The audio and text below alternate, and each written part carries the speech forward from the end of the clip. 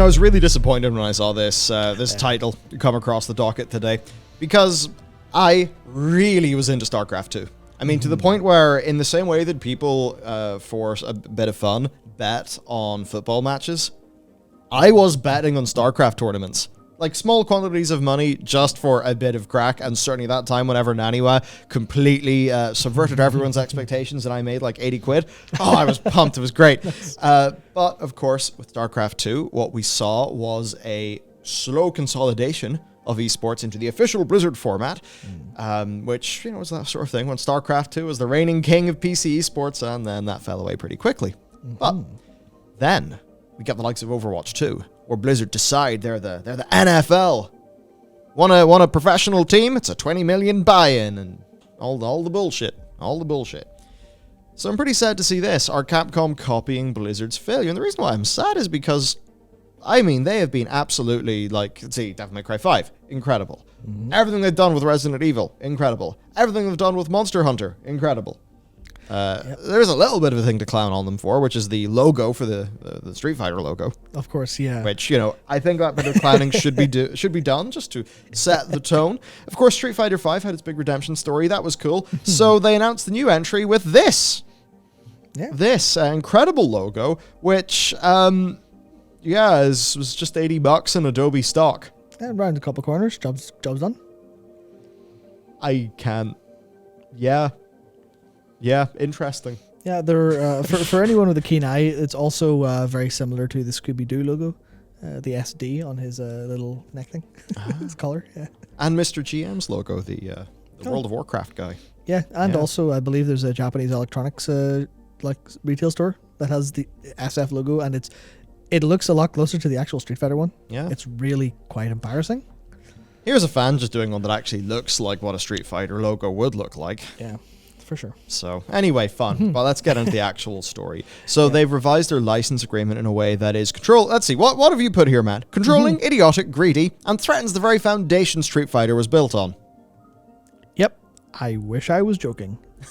It's not. It might not be their intent, but it is absolutely the execution of what they're doing is just to do what Blizzard did and just go, oh, Grassroots Esports, you've built this incredible thing for us.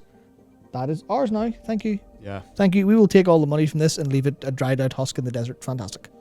Of course, much like how Blizzard treated their Grassroots esports terribly, like a problem. Like now, problems as opposed to good things? I heard from an insider who I can verify and validate and who absolutely would have known that this is the truth. And I forget the name of the Overwatch tournament, but what I was essentially told is that they were running a better tournament, more fun to watch, the production and all that, just better than Blizzard's. Yeah. And Blizzard actually felt threatened. And that is why, when they started to do all of their licensing bullshit. Yeah. Was it? Oh, I can't remember. No, I don't know if that was illegal or not, but basically that's how it goes. It's the same case with all of the dream hacks that people love to watch for all of those games. For all the games, just like, hey, here's a go. Here's like Evo, which is now owned by Sony, which is possibly a cruel twist of fate, but also they have a decent leader at the head of that, so it's probably fine. But yeah, it's bad times. Yeah, so if you do not agree, then do not use Street Fighter 5 in your tournament. And to look at some of these rules, and these are getting to the Blizzardy ones. Prize pool must be under 2,000 USD. Yeah, this is for the community license. For the community license. That's pathetic. Yeah. That's fucking pathetic. Next, the total prize pool within any 12-month period must be under 10,000 USD. That's pathetic. The sponsorship contributions must be under 5,000 USD per event. Again, pathetic. The total sponsorship contributions within a 12-month period must be under 20,000 USD. Yeah. So what they've essentially done is they have ensured that Grassroots cannot create job opportunities. Yep. And that basically just means that there's a whole engine of decentralized creativity and productivity that they have just decided they don't want. Because I guess they think they can do better. And when I think about the FGC, especially with the FGC, it's so... I mean, I don't fucking know it, but I know you do. And every time I've seen you show me stuff, it has always seemed like maybe, even more so than the StarCraft 2 that I remember, it has seemed so community driven. There, historically speaking, in the FGC, there has been almost never any support from developers until maybe the mid 2000s or maybe late 2000, like late zeros. Whenever we get into like the Evo's big resurgence in like 2011 and stuff like that. Before that, for since the 80s, it's all just been here's a load of dudes in an arcade. Hang on, what if we do this on a Saturday and get a load of dudes in the arcade? Sweet, now got a load of dudes. Let's get some prize money on the go. And then, you fast forward 20 years and you've got incredible productions. You've got Evo being this like global aspiration, this league of, it doesn't matter what game you're playing. You played Evo. You played in Evo. You placed, maybe you went 0-2, whatever else. Maybe you came top 8. It was just this great aspiration that developers had nothing to do with until they want something to do with it. Yeah, get fucked. No cable over the RTV broadcasts are permitted. This next one's the only one that I'm okay with. No manufacturing or sale of merchandise products based upon the game assets are permitted. Yeah. Yeah. Fair enough. That's their art. That's their characters. Yeah. Not fair that you can just go and trade off their shit. I mean, obviously, merch that is the brand of the tournament, 100%. Yeah, I will say there is a small case of this where I'm considering where it's the kind of thing of if Capcom aren't fulfilling a need and, there's because I'm thinking of artist alleys, basically. It's fine for events not being able to do promoted merch, but when it comes to the case of being overtly protective of your rights at the expense of community artists and fan stuff, that's when you kind of go, I completely understand from a legal and even vaguely a moral perspective of this is your thing. But if fan artists are making a little bit of money, I think that's all very healthy. Here's a really interesting thing. There's loads of people now. We've been really sure with our Patreon and all of that to not violate any of Blizzard Entertainment's intellectual property. I can definitely say, and these are plenty of other creators that I know, that I have talked to, that I am on good terms with. So I'm not doing this to call people out. There's loads of them who flagrantly violate Blizzard's trademarks and shit. And what's really interesting is whenever Wowhead did the same, Wowhead got slapped because they were seen as an organization. Yeah. Whereas if it seems basically, if the overall vibe of your organization is an individual with a bunch of helpers, then you can get away with it. Yeah. But I think for us with, there's more of a thing going on. There's the game studio and all of that. I think that would mean that we probably, like Wowhead, would be there to get the slap. Yeah. I mean, I've even got communications from Blizzard being like, hey, so your pins are fine. The pins you do are fine. But the pins are also on a page that mentions World of Warcraft. Could you tighten up your verbiage so the verbiage leaves no shadow of a doubt? So I just thought that was an interesting little thing. Merch and stuff. Yeah, interesting. Right. So if you do host a small event, you can't ask for a fucking door fee. Great. For spectators. So let's just say... Now, this doesn't work because Vandal doesn't exist anymore. There was a place in Belfast called Vandal, right? It was like a little sort of gamer-oriented bar event space. So let's say, Matt, me and you just decide it's time to bring back StarCraft 2 in Northern Ireland. We go and we decide to do a StarCraft tournament there. And none of this makes sense because the event, it's just simply not a large enough venue. But whatever. Let's just say we hire out the full event space. Well, it would be nice to make the money back to cover the costs of the goddamn event. Yeah, wouldn't it? So that's a great way to smash it. You can't use in-game assets to advertise, which that kind of sucks. You can't sell anything related to the game. I can understand that. I would hope that a little artist alley thing would be okay. Yeah, I would hope so. Or at least would technically not be okay, but blind eye. That's where we get into a lot of problem with this, where it's like this gives them a very, very big gun to shoot anyone they want, basically. Capcom have the rights to use whatever they want from your event at no cost. So, if you had decent cameras, mic, stream production setup, then, yoink. Yeah, that's a thing where that's it's just a little bit unfair, and it runs into problems when it comes to getting professional people on board to help. So it's you've got a little bit of budget. You get a sponsor. You've got $4,999, so you're still a community event, and you're like, well, I really want up my game. I'll give someone whatever 2,000 of these dollars to professionally produce this content. or professionally get a stream production, because stream productions are expensive, microphones are expensive, cameras are expensive. You know, you pay for people on mics, you're paying good commentators or up and coming ones around by. Yeah, that stuff's expensive. Like 350 quid, 350 quid, $1.5 grand, $1.5 grand, $1.5 grand. Yeah. I mean, obviously that's a little bit out there for what a small event would be using. But even if you're getting a $300, $400 camera for your on-camera crew, or for even to show the arena, then that's starting to be expensive. Yeah. And Capcom are like, yeah, we're not going to reimburse you any of that because it's yours, but we will use everything, thank you. And again, you're like, you could argue, well, you are playing the game. You're like, yeah, but you know. Like I bring up what we're using because these Blackmagic cinemas are pocket cinemas. They're like your best price to performance for like really going to that next level of quality. Yeah. So if you wanted to do your own community event, it would be feasible with sponsorship money to get these cameras. For sure, yeah. And that would allow you to actually kind of be well up there with the big professionals, which is an aspirational thing. Yeah, great production. That drives people to make a better tournament, a better experience for the fans. Mm-hmm. Now, Ultra David, who is an FGC vet and esports lawyer, did a breakdown here. Basically just pointing out, okay, so much is screwed here. Now, that up to 10K weekly tournaments?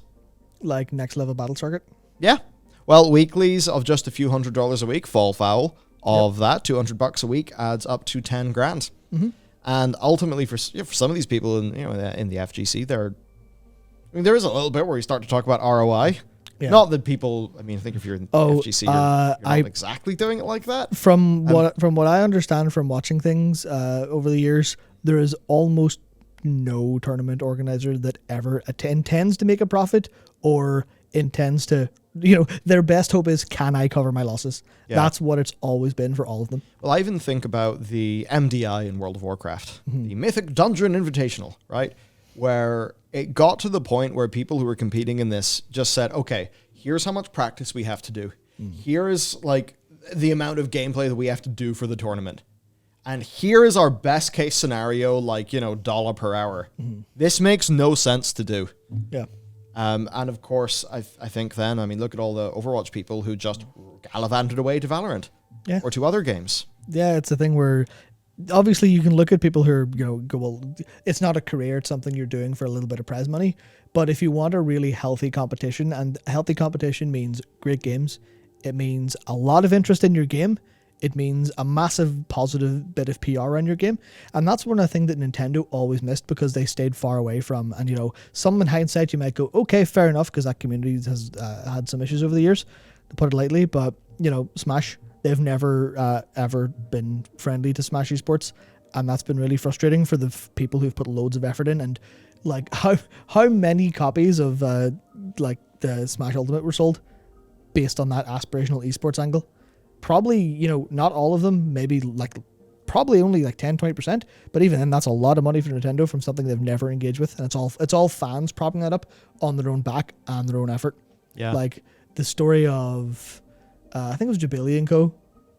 getting screwed at the last second for a massive tournament, and they had to drive across states, hire a truck, fill it full of CRTs that they could source, and they basically did like a 20-30 hours of just hard work just to get CRTs in place for Melee at this tournament.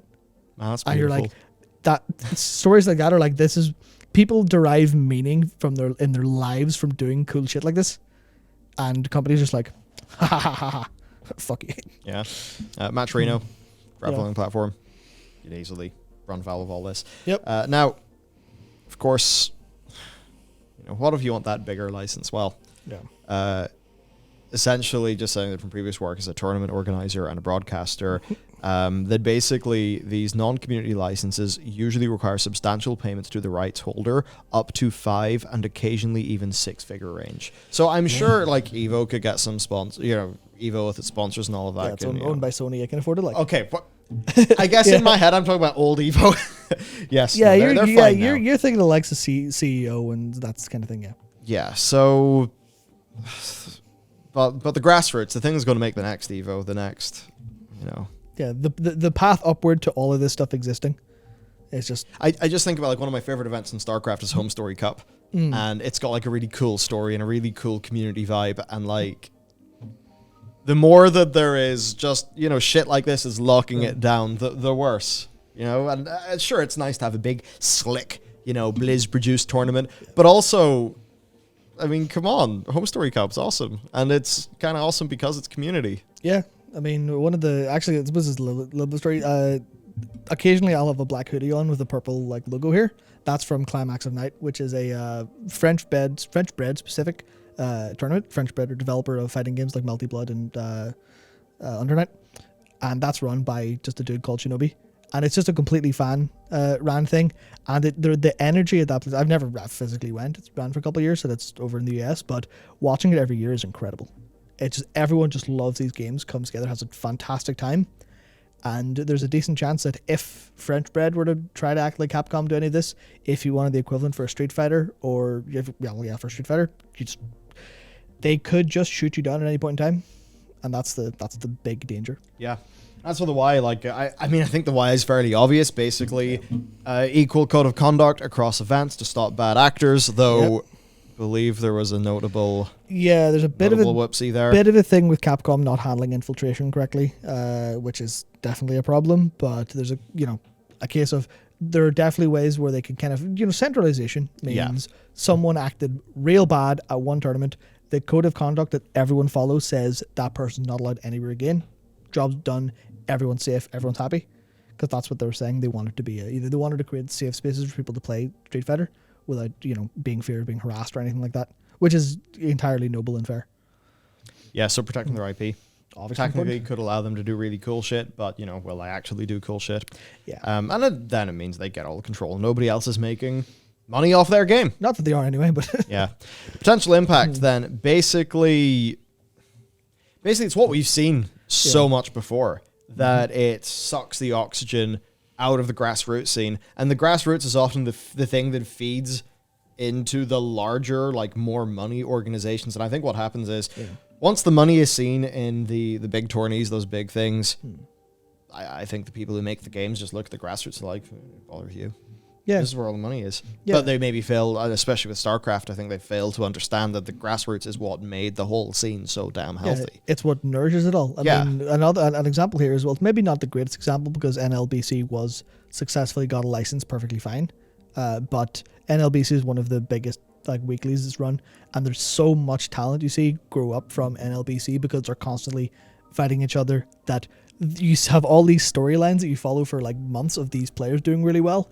Then they go to a big tournament, they show up at Frosty Festings, they show up at CEO, they show up at Evo, and they're like, oh, I know this player's whole history, and they've just won. I've been following them from the very start.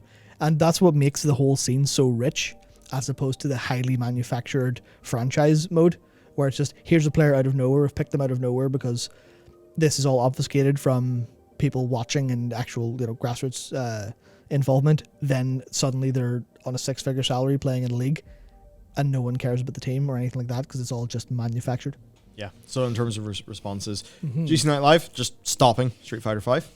Yep. Sort of protesting this. Yep. Robert Paul, about the footage use, just saying, if this is correct, I will not be working at any event that has accepted this agreement with Capcom. Yep. That's someone who's made a living out of being a professional at photography, at event stuff. And it's just it's the equivalent of go try to hire a wedding photographer without paying them, or by saying you've accepted a deal to sponsor a wedding and they'll not be allowed to use any of their own footage. You're like, well, that's not going to work. It's a massive network of loads of cool and interesting contractors and people coming together, and as soon as you try to pull that underneath the rug out from underneath them, then you just have it just falling to pieces. Yeah. And eventually Robert Kraft is going to enter the picture somehow because everything's insane. Yep. Right, so Capcom basically are threatening to take Street Fighter in the more Overwatchy direction. Very few unsanctioned tournaments, no support for them, only the big, expensive franchise teams that cost millions. No natural way for player growth then. Yep. Right, because the grassroots scene isn't there, which means the players aren't getting up their tournament experience, which is really important because, funny enough, you're going to be shitting bricks whenever you're going up to a tournament, especially if it's live. And if people can be playing in weeklies, doing small community events, dipping their toes in the water, they're going to be better tournament players. And that's going to make the big tournaments better. Yep. I mean, how many times have we seen this sort of thing? And I even remember in StarCraft 2, knowing, okay, this player is brilliant. They're brilliant in, these situations, but they do kind of struggle in a tournament setting. Yeah. And so having that vibrant grassroots is just so important to that. Ah, dear. Overwatch has done really stupid stuff, but to get into that, right, this is literally it. This is wild. Robert Kraft. That Kraft. Kraft Group. Kraft. Kraft Group. He wanted to invest in esports, but he didn't like Grassroots. So Bobby sold him the Overwatch League instead. Yeah. Cheers, Bobby. I couldn't believe it when I read that. I was like, oh, that's like that sounds like something you'd make up to try and frame Overwatch League as evil, but apparently it is entirely real. Well, it's a bit like that whole thing when you go into even the story of WoW gold farming and suddenly Steve Bannon's involved. You're like, what? Steve, what? Hello? What's going on? And it's just complete bonkers. Now, of course, Overwatch is doing extremely stupid shit, asking their on-screen and on-mic talent for exclusivity in Overwatch, which means that they push the likes of Sideshow and Bren, over to Valorant. Yep, because Riot fall under the same kind of category, a little bit of overly controlling, but they at least do it properly and with money. Instead of just half-assing trying to get that and not really respecting it. So Capcom's response, right? They said, yesterday we published the new Street Fighter V community license agreement for both the Americas and EMEA. Our aim is to make running an event easier. Well, that's bollocks. When tournament organizers have contacted Capcom about running community events in the past, the approval process has always taken a lot of time. We want to make the rules clear to allow for much faster approvals. You can do that, but then you can make the rules be reasonable, Capcom. This is what we call the bullshit. Yeah. We're also keen to build tighter relationships with tournament organizers. Yep. Okay, I guess Capcom are a bunch of doms then. And to encourage safe spaces to play Street Fighter V.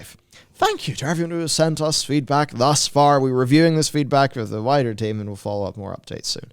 And this is why, actually responding to this shit's important. This is why whenever, it's time to criticize Blizzard or criticize a company and all of the fucking shills come out of the woodwork, you're just like, piss off, shill. Because this shit actually works. Actually works. Yep, sure. Now, I think Capcom probably, there are sane people in the room who know how important the community is. For sure, yeah. I think maybe even more so than with, say, StarCraft as an example. I always bring up StarCraft because I love StarCraft and I'm bitter. Yeah, one of the things there is it's a case of now, because I think there's people at Capcom who understand this entirely, but the issue is when upper management tends to get involved. Yeah. Not sure if this is true for Capcom, but I'm guessing it based on what happened to Overwatch, because anyone who's followed the Overwatch League and any esports there will know. Everyone involved in that team is like, please, we all know how to do esports. Can we do it right? We know how to do it. We can establish grassroots scenes. We can give little licenses, help nourish this community. But then the upper management at Blizzard and Activision Blizzard were like, no, if this isn't all about Coca-Cola, we've failed in our mission. Yeah. And that's what ultimately went wrong. And that's why they've bled so much talent. That's why Riot do better with the same principle, because they actually listen to their actual staff, largely speaking. Bit dodgy in the past, now seemingly a lot better with Valorant running well. But it's completely insane how of all of everything that's worked so well for the fighting game community, and especially now when fighting games we'll have to see how tournament participation goes now that COVID's kind of coming to a bit of an end globally. But fighting games themselves have never been in a better situation. It's completely insane that I never thought I would be able to say they're re-releasing Persona 4 Arena Ultimax and it's having rollback netcode. I never thought I'd say that, but it's happening. And Capcom are just, despite doing really well everywhere else, in every other game franchise, the people at Street Fighter seem to have their head down in the sand and not paying attention to how they're losing through inaction. Obviously, they had rollback in Street Fighter V, but it had its own drama and didn't work very well. Whereas every other fighting game creator is just like, yeah, we're going to do everything we can to make this an incredible experience. And it's because I would love to praise them for what they're doing with the Capcom Fighting Collection, which is reviving a bunch of Darkstalker stuff. But they've given the project to a developer who's released ports before, and the ports have all had a whole bunch of input lag and a whole bunch of kind of half-ass netcode. Or respect your customers. This is the one genre where you can't have input lag. Yeah. No. Yeah, it's whenever people would rather emulate the game than play the new version and pay for it, you're just not, putting the effort where you need to for your customers. Man, that's something Nintendo need to think about. Exactly. It's just the case of it's frustrating because Capcom are doing so well everywhere else, and in Street Fighter they just seem to whoever's like calling the shots up high there really needs to just let people below them make better decisions. I think. Look, good could come of this though, because they could reevaluate. And they could come back with, dollar amounts that are significantly more reasonable for community events. Yep. A more reasonable approach to the content that is created by these events. Mm-hmm. That stuff could happen. And, maybe one or two things won't be as free and loose as they used to be, but it will guarantee a nice, stable, fair rule set going forward where everyone's happy and the scene flourishes. Mm-hmm. I hope that happens. Same. And I think every single person who has made their voice heard in this also hopes that happens. Indeed. So I guess hopefully this can be another win for the people. Yeah, and based on because that's another thing I would like to cover that story at some point, is the story of how the FTC just bullied every developer into doing what they should be doing the whole time in terms of like netcode and game availability and stuff. But hopefully this turns into a positive story. But it's just don't look at Blizzard and go, let's do that. Don't do that in any capacity. Yep. Unless you want to be bought by Microsoft, we'll do that maybe, but I don't know. Oh yeah, so there we go. Fine game, people. Good luck. Yep. Hope it goes well for you, and I guess we'll update when we hear back from Capcom. Mm-hmm. All right, see you later.